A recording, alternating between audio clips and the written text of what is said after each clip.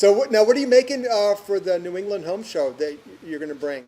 A low boy. A lowboy. Yeah. Excellent. Eli said I'm allowed to bring my Townsend desk as well, so you'll see that up there. Oh, great. So I'm going to bring both of them. So you're bringing two pieces of furniture. I'm excited to see what's going to happen up there. Yeah. I'm excited to see my work against people that really went to school for it. I think you're going to hold your own, is what I think. I think my work's getting better and better to the point that I can start holding my own. I think I have a ways to go, really. But I'm happy with what I'm doing with my progression in doing it. How far are you on the lowboy? Almost done, or where are you at? I have all the parts made. Yesterday I got all the front apron and all the dovetail sockets and everything completed. It's still dry fitting, everything. Tonight I'll fit the sides and the back of it, and then from there I'll be starting to do all my door runners and everything. Wow. So you're going to be burning a little midnight oil, I would imagine. Yeah. The big hurdle I have right now is going to be the top, because the scallop, it's all done by hand, the edging and everything. So that'll take quite a bit of work, and then I'll have the drawers to do. Wow. But the drawers don't bother me too much. The top, is that scallop top, I'm sure. Yeah, and then doing it all by hand is going to be quite a bit of work. Wow. Now, what is it made out of? It's a figured cherry that I found last time I went to go buy wood in December. I don't know if you call it curly cherry, flame cherry, but it's just a neat looking figure in there. And figured woods are real easy to work with, aren't they? Yeah, especially cherry. Especially cherry. Hey, I've worked with a lot of woods, and cherry and hand tools I just don't seem to get along with. Got to be sharp, sharp, sharp. Yeah, I mean, tag or maple, that doesn't bother me. It just go a certain way, and here's a plane, and it takes it. The cherry is, no matter what you do, it tears out. All that grain's going in all different directions. Yeah, yeah. Yeah, I have a hard time with it. Now, what is going to be your finish? It's going to be oil. This is really what's going to push me for time. Is I use an alkaline dye. Yeah. And then I'll boil linseed oil over that, and then I'll spray the shellac on that. Wow. But the oil is the main thing. That's 3 or 4 days to dry for that. I was going to ask, how long do you need to let that dry before you spray your shellac? A couple of days. It all depends on how heavy I put it on. When I did my desk, I put a real light coat on. When I did my last lowboy, I put it on 3 or 4 times, just seeping, soaking wet, and then I wiped it off. And that really, the tiger maple on that really popped nice. I bet that really popped. And it's just amazing, it just keeps soaking it up, right? Yeah, yeah. And the lowboy, I was under a major time crunch when I did that, and that wasn't even dry when I put finish on it. Sweet. I'd stand the shellac and it would seep back through, but it's been 2 years now and it hasn't hurt to finish. So how much shellac how many coats of shellac will you spray on, do you think? It's anywhere between 3 to 5 usually for me. It all depends on how it's covering. Yeah. But I have a digital picture frame, and I'll bring that. Oh, that's a great idea. I told Eli if he wanted to display on that, he's more than welcome to use that. But I'll have that filled with pictures for myself. Now, when you go to a show or something, is that something you do, is put a digital picture frame out? I always brought my laptop, but my girlfriend got me a digital picture frame this year because I had talked about getting one, and I don't have to bring a laptop. It's good. And it's a big one. It's 12-inch, so it's nice. That's a great idea. And then you just have images of your work cycling through. Yeah, and when I do shows, people usually walk up and we'll stand there for a couple minutes and watch the flashes go by. That is a great idea. It lets them see the stuff that I have there and stuff that I've done.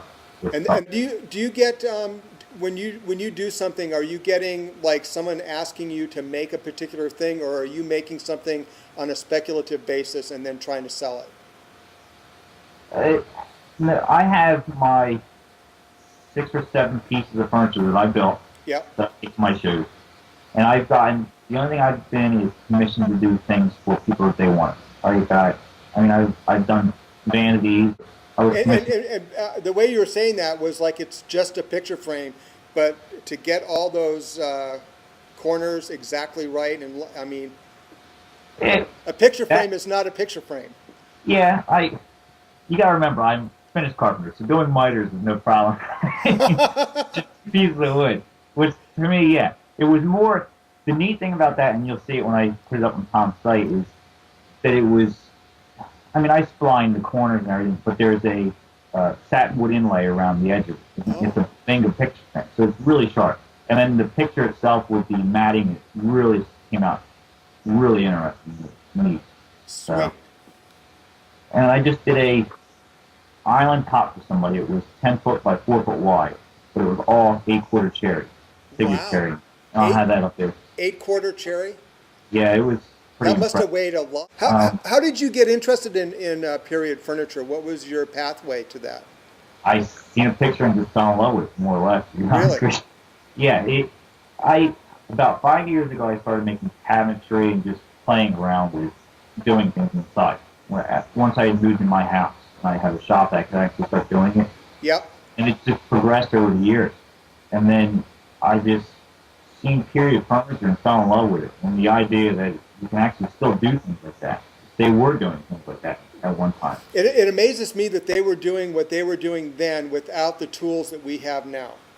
Yeah. And that fascinates me. Yeah, that's what drew me to it as well. And then it just started, I learned a lot of things through like Tommy and other people. Yeah. But a lot of it for me is I can see something and I'll know an idea how they do it, and I just pick it up and just start playing with it. So you'll see a detail and then you just play with it until you can get it down, is what you do? More or less, yeah. And I can figure out, I mean, I guess once the basics are there, the idea, concept of how to do something, yeah, you can go from there and figure out how to do it. And that's how I do things, more or less. And you're also coming at it with a, I think, a really good foundation as a finished carpenter. Obviously, you've got a good, solid jumping-off place. As being able to put two pieces of wood together, yeah. Yeah. As far as, and that's, if you ask me, that's as far as it goes, because it's a totally different world. So, yeah. And Justin, you're essentially self-taught then. I would say so, yeah. I mean, but by your own reading or research or whatever. A lot of it is, yeah, for me, a lot of it is watching videos and just, I mean, picking it up and then trial and error. There ain't too many days that go by that I'm not in the shop working. So, I mean, I'm lucky I have a girlfriend who lives an hour away and we see each other a couple times a week, so it works out really good. So she's at least supportive of that. Very supportive. Yeah. I mean, she comes out and hangs out with me and whatnot. Whatever. That's totally cool. Yeah. And I have a feeling you're going to meet that deadline just from this short little talk with you. You're that kind of person. I haven't missed one yet. I like that. The sad thing is I seem to want to do projects right when I need to have them done. Yeah. It's always the last minute with me. And I hate that, but they get done. So. You know, I really enjoyed when Neil did that. He did that interview with you. Was that, I think, was like your first show or one of your first shows, and that was pretty awesome to see. I think that's beautiful work. I was ecstatic just to be there. For me, part of the things for me to do is finish. Is the finish? Yeah, it's something I work and still work at, and just keep striving to get it better and better. And I think there's a lot for me to grow in that. And that's something that can make or break a piece. I've put it on Sanders back off before. Hey Justin, I like your honesty. Where do you get your ideas for your pieces? Are you getting an actual reproduction plan, or do you make them yourselves, or where do you get your? I see a picture of something that I like, and once I figure out I'm going to build that, I'll draw the whole thing out full scale. What I did was I went and bought John Townsend's book, Somebody had written. I forget the author. But I looked through it. I seen how he did things. Yeah. Really studied what he did, his approach, and then I just drew it. Drew how I thought it should look and how he would have done it, and that's what I did. And I definitely changed some things. The base isn't done the way he probably would do it. I did more of the Boston style and everything.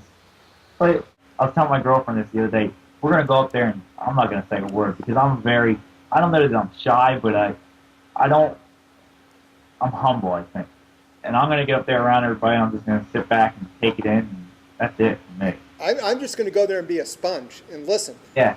I won't say very much, I don't think. Towards the end I probably will, but I'll open up. But all in all, probably won't be very much.